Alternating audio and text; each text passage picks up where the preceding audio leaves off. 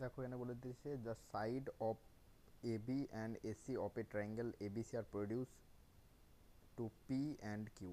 তো আমি একটা ত্রিভুজ অঙ্কন করে নিই প্রথমে। এটাকে আমি ধরে নিলাম একটা ত্রিভুজ এবং এটি প্রডিউস করা হয়েছে পি এবং এটা নাম দিয়ে দিই প্রথমে। নামটা হয়ে যাচ্ছে এ বি সি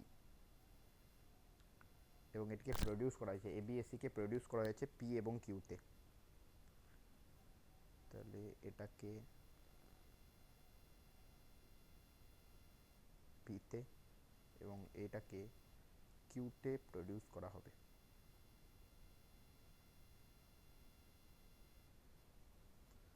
তো এই বিন্দুটার নাম দিলাম আমি পি এবং এটার নাম দিলাম আমি কিউ। ওকে, এবার বলে দিয়েছে the bisector of angle CBP.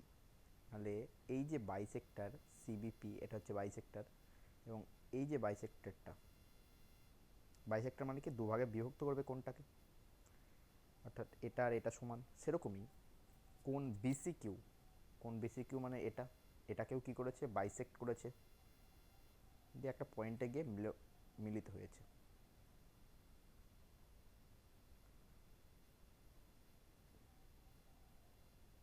একটা পয়েন্টে গিয়ে মিলিত হয়েছে, পয়েন্টের নাম বলে দিয়েছে কি ও পয়েন্টে মেট করেছে, তো এটা ও পয়েন্ট। তাহলে বলে দিয়েছে if the value of angle A is 44, অর্থাৎ এই যে অ্যাঙ্গেলটা এটা দিয়ে দিয়েছে 44 ডিগ্রি।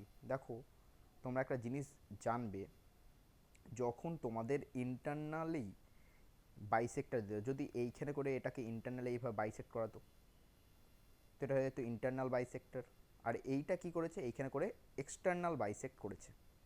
যদি ইন্টারনাল বাইসেক্ট হতো তাহলে এই অ্যাঙ্গেলটা হয়ে যেত 90 ডিগ্রি প্লাস a/2।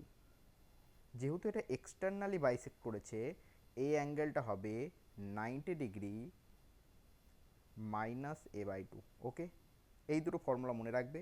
যদি এক্সটার্নাল করে নাহলে 90 ডিগ্রি মাইনাস a/2, যদি ইন্টারনাল করে 90 ডিগ্রি প্লাস a/2। যেহেতু আমাদের এক্সটার্নাল বার করে দিয়েছে অর্থাৎ 90 ডিগ্রির সঙ্গে আমাকে কি বাদ দিতে হবে, 90 ডিগ্রির সঙ্গে আমাকে 44-এর অর্ধেক বাদ দিতে হবে অর্থাৎ 22 বাদ দিতে হবে। তাহলে আমাদের অ্যান্সার কত বেরোবে, 68 ডিগ্রি। দেখো আমাদের হাফ অফ বিওসি বের করতে বলেছে, আমরা তো বিওসি অ্যাঙ্গেলটা বার করতে পারলাম সেটা হচ্ছে 68 ডিগ্রি, তাহলে হাফ অফ বিওসি কী হবে এর অর্ধেক, তাহলে কত হবে সেটা 34 ডিগ্রি। অপশন নাম্বার সি হবে একেবারে সঠিক উত্তর। ধন্যবাদ।